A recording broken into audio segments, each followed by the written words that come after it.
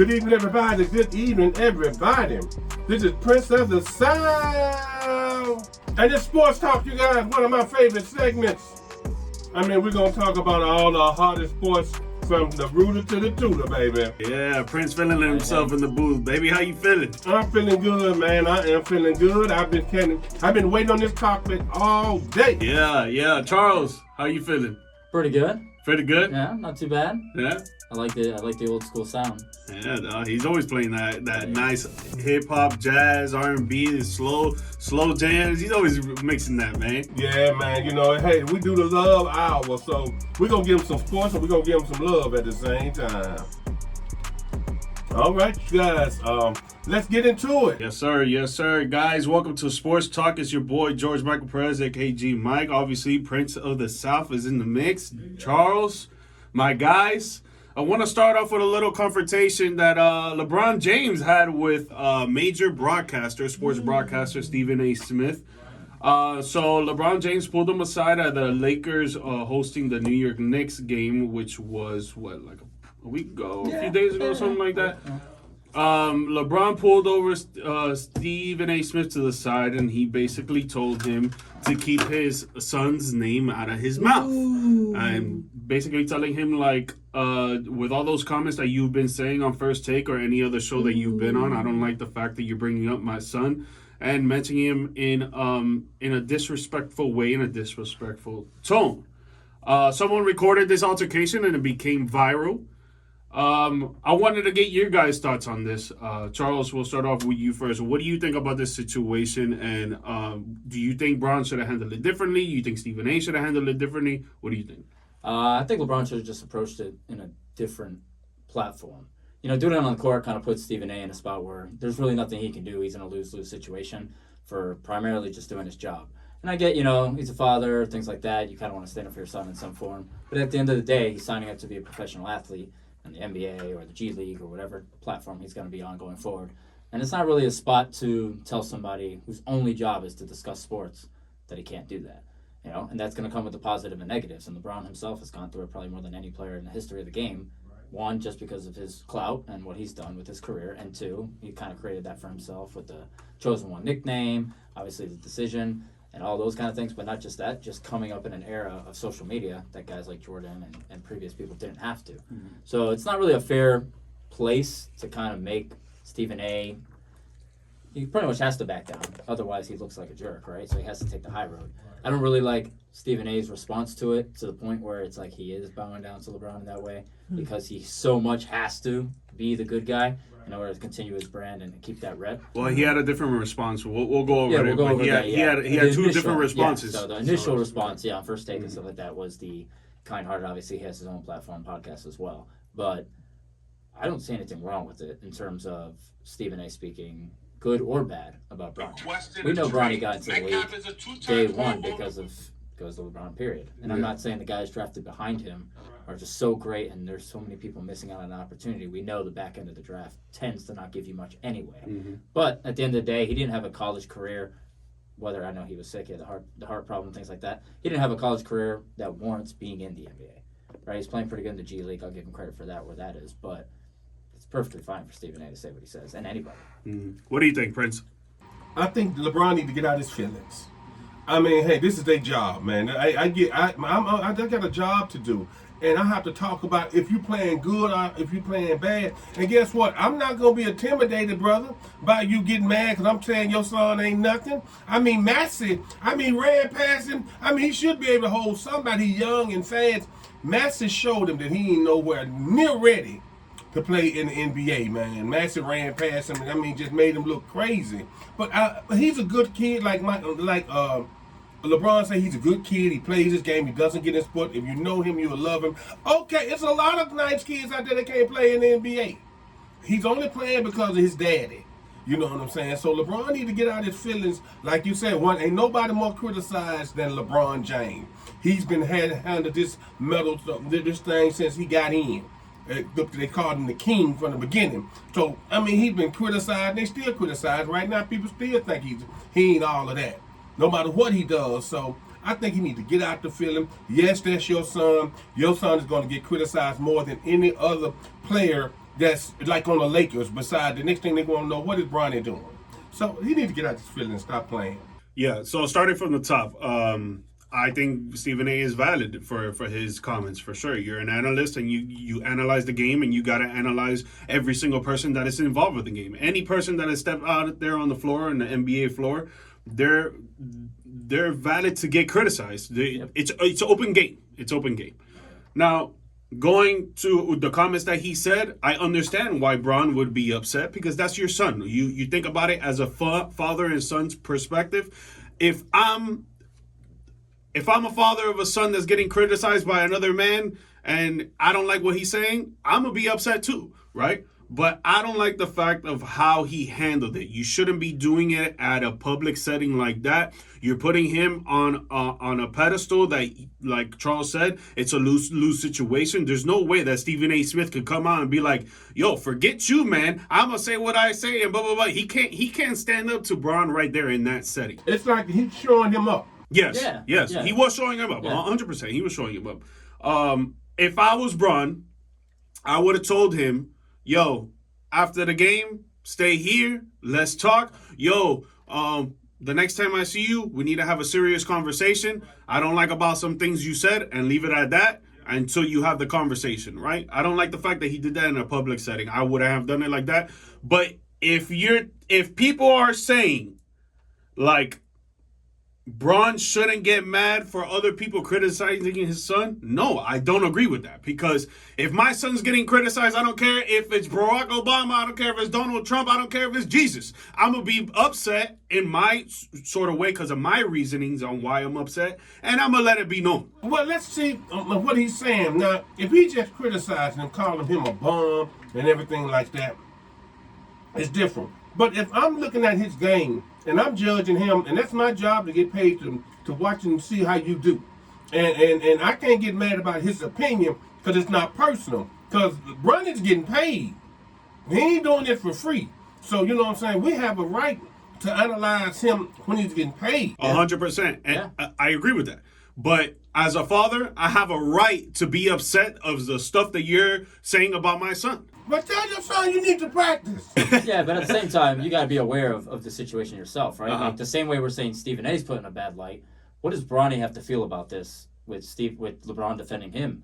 Almost standing up for, like, I don't know if you recall, LeBron's mom early on in Cleveland. I remember. You know, she had some comments for people who were, dogging LeBron early on. And it happened in the game, and LeBron literally told her, sit down. Yeah, LeBron was like, sit down, let me handle it, let me do my thing. Mm-hmm. And Bron's just pretty much, Bronny's not the same type of personality. Not that LeBron's always been this outspoken, powerful person. He kind of had to grow into that as well. Yeah. But, like, Bronny's a very chill, like he even said, if his career could mimic someone like Marcus Smart, where he can play defense, come off the bench, make passes, help the team win, he would love that. Like, he would really like just that. Obviously, everybody's going to aim for the highest mark, especially with your dad being that. But that puts so much pressure on him.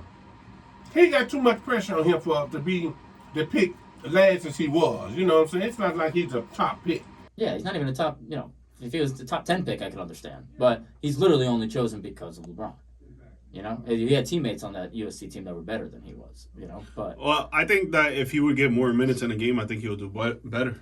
Well, anybody, I think. Obviously, he's averaging nothing, but... Well, I wouldn't say everybody, honestly. Well, no, but what is he doing? Look at Terry Rozier right now with the Miami Heat. He's getting 20 minutes a game and he ain't doing nothing. Sure, but Terry Rozier has shown he can do something. He can, 100%. Yeah, he can be a star.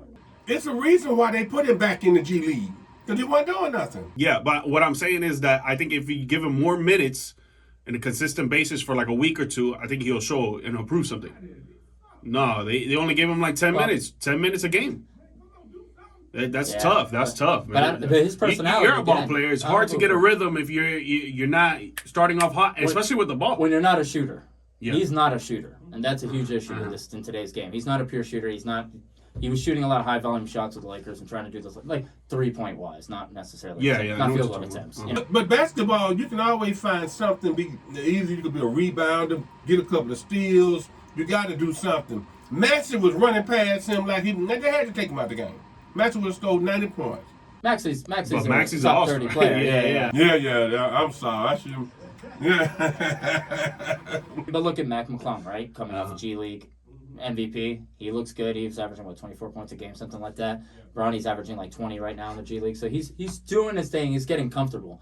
But at the same time, the G League, as much as there is great talent there, it's not the same type of game. 100%. That you can. People go, oh, if he's averaging 20 there, and McClung was only, he averaged 24 there, and McClung averaged 3 or 4 in the NBA. What do you think Bronny's going to do? He's probably going to, do pretty well as well. It's like this idea that just because Bronny's averaging 20 in the G League, that he can go into the NBA and start averaging 15. Or maybe no. But it's a completely different game. I'm not saying you're saying that. Yeah, okay. But I think that's the vibe that a lot of people go, well, I'm just saying if you give him more minutes, I think he could do more. Than you know what I'm saying? Course, he had no rhythm, he had no time, and he really only had one opportunity. Like, if I don't show off from the get-go, especially at that time when the Lakers were trying to figure themselves out and find a rotation and do all that, and knowing that they really only drafted him because of LeBron, JJ wasn't going to come in on his first year and be like, yeah, here's 30 minutes. Like it's LeBron's son. I'm already getting pressure. You're trying to, exactly. Yeah. You're trying to make the playoffs. You're trying to win. Yeah. Of course, 100%. Yeah, he's on the wrong team for that. Yeah. Because a lot of people want to see Bronny because they bought his jersey. They said it was the number 1 jersey being sold this year. Yeah, because he's one of the GOAT's sons that's in the NBA. I mean, people want to. I mean, it's either you're on one side of the spectrum of the fact that you want to see him fail, or you're on the other side of the spectrum that you want to see him have success. And it's just like that's what it is. No, bro, I want to see everybody have success, honestly. I don't hate on anybody, but I do find it interesting. I'm a Syracuse basketball fan. Kiyan Anthony comes in next year, Carmelo Anthony's son. Yeah. And he's a high-touted prospect, more so than Bronny was, obviously, in terms of his development. I am interested to see how well he does and how that rivalry clicks going into the NBA, 2-3 years from now. And see if that becomes another I'd be sick. Carmelo-LeBron thing. Because, Carmelo had the edge on LeBron early. Yeah. In that little bit of rivalry, but then, he chose to take the money. Well, it was a rush because LeBron already 40, so we got to make this happen now. So that's why he said, whoever drafts him, I'm coming. So he was going to get drafted by somebody because they already said, whoever drafts him, I'm going because I want to play with my son. So it was forced on the Lakers to pick him up because that's why we could lose LeBron. I mean, dude, you make a business decision at that point. Yeah, exactly. If you want LeBron bad enough, you want LeBron bad enough, get his son. Yeah. I mean, it is what it is. That's how it is. Come on, Bronny. Let's go, baby.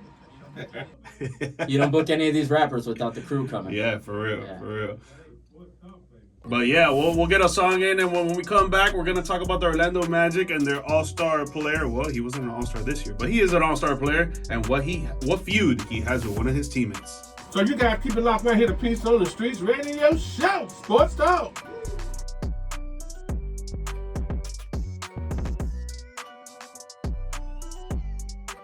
And welcome back, you guys. Welcome back to Peace on the Streets Radio Show, and it's Sports Talk, you guys. Woo! And we're back with the hottest of sports that's in the land. Yeah, we back in the mix. You already know George Michael Perez, aka GMike, with boy Charles and Prince. Want to talk about the Orlando Magic here, man, because Pablo Banchero, man, on the other day that they played the Chicago Bulls, he did a pass to Wendell Carter Jr. in the three-point line on the corner. Wendell Carter Jr. ended up airballing it, hitting the side of the backboard, going out of bounds. It looked like the Orlando Magic called a timeout, and while if you're a Magic fan, you're watching Pablo Banchero on this particular play, he looked like he was very frustrated with the fact that Wendell Carter Jr. is not out there doing his job, which is making threes and grabbing rebounds. And then he walked to the bench, and if you saw a video on X like I did, it was Pablo Banchero saying, "What the hell do they pay you for?"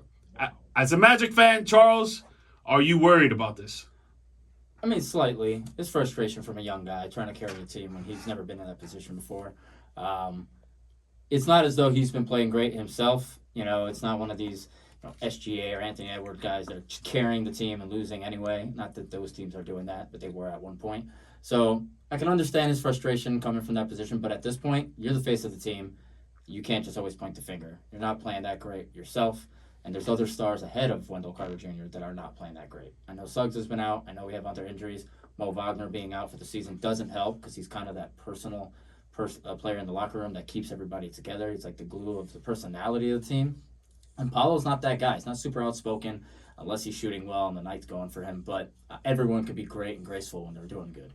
When you're not doing well and you're struggling and you're losing to teams, you lost back-to-back against the Raptors, not even a home and away, a double home, both heartbreaking losses, terrible. Lost to Portland bad. Obviously we just talked about the Bulls game. But then you bounce back and you beat the Bucks, right? Which on the road, which was impressive. I know the Bucks can get a little stagnant, kind of like Boston, where they allow, they play with their food, allow teams to stay in it. But they look good in the game. They started slipping late, but at the end of the day, they got the job done. I don't worry about it too much because with the league being as balanced as it is, it's not as though a million people are knocking on the door trying to get Paulo Banchero right now. It's not like the Shaq problem. It's not like the T-Mac problem or whoever else. Dwight Howard even for a moment there where he had his issues here. I don't think it's developed to that point. His frustration with Wendell Carter Jr. on that play, I think it'll just die off and just be that play. He is kind of a chill person also. But the team as a whole, just the chemistry is kind of gone offensively on the offensive side of the court. Don't look the same, man. But injuries, man, injuries can mess a team up because guess what? You can be gone so long, then you try to get back. Now, we already have established a chemistry, us three. Now we got to bring him back in, and he's demanding of the ball because he feel like he is the superstar of the team. They're in a tough spot. And that's why you need leaders on your team. You just can't have young guys. You got to have some leaders to kind of calm everybody down and say, hold on, guys, we got to come together. And get the egos out the way.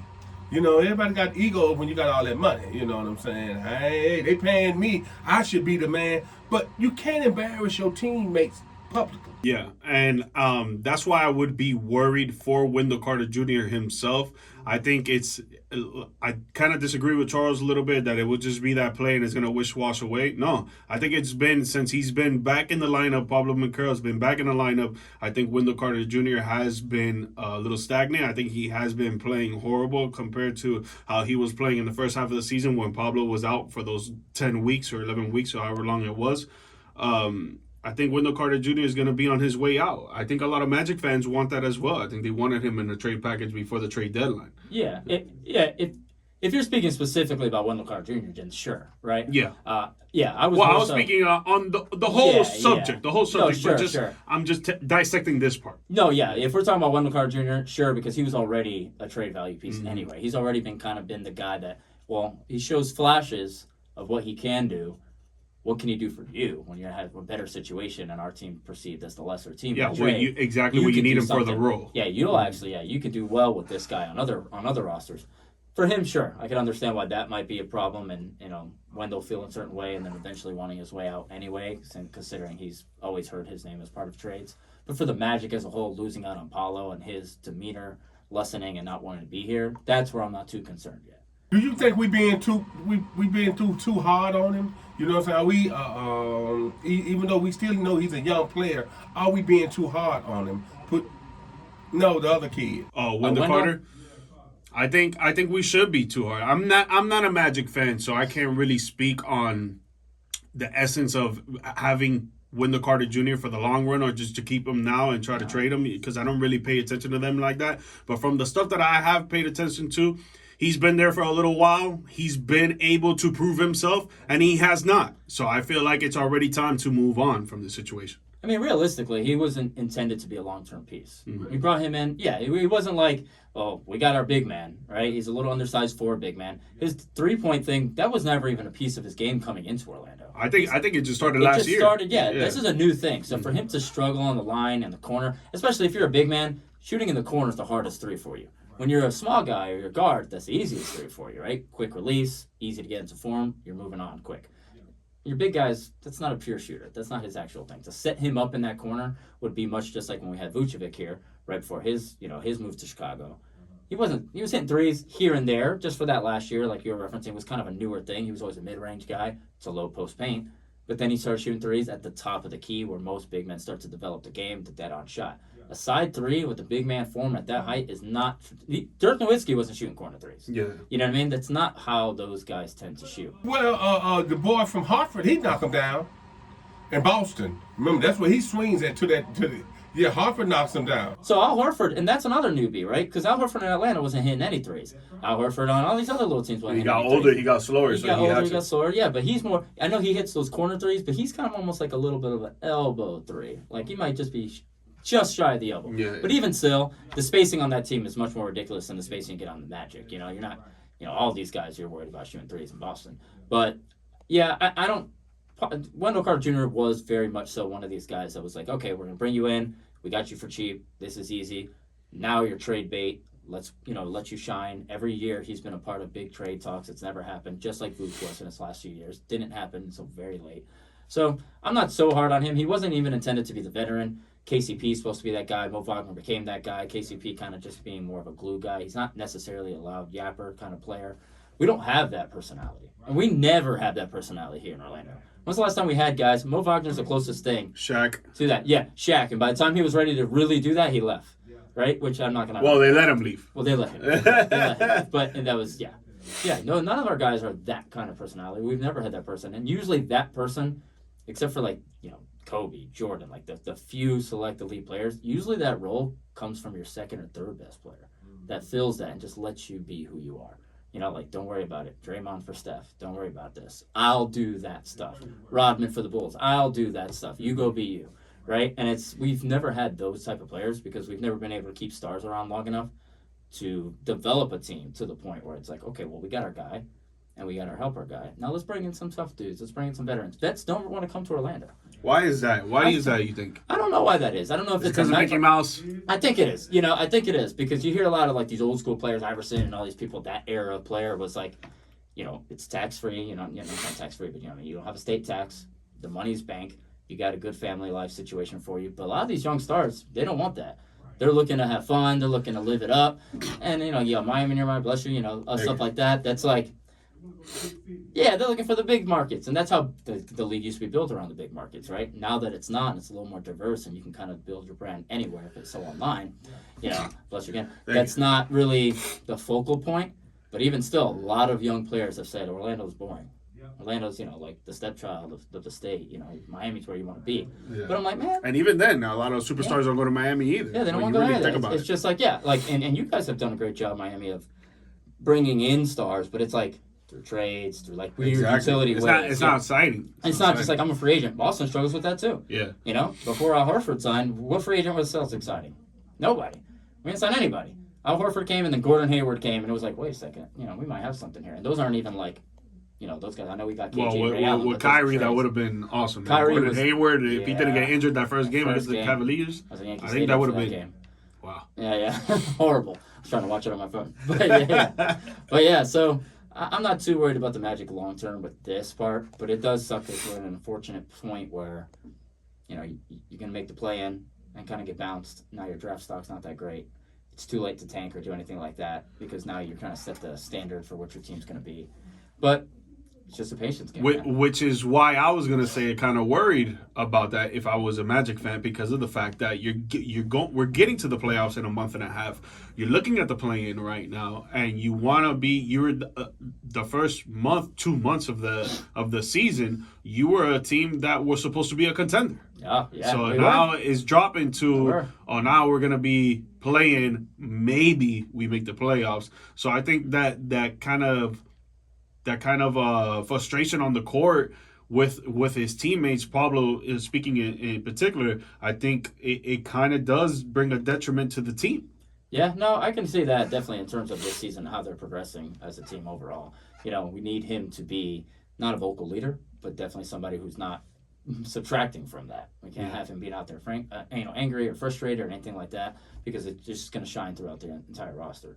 Can't have that, right? But it's part of being a leader. It's part of growing. You probably thought they were past losing, and now here we are again. So, it's probably just overwhelming him at the moment. But we'll see how things turn out. Yeah, we'll see what's up. We still got a month and a half before the NBA playoffs, the NBA play-in tournament.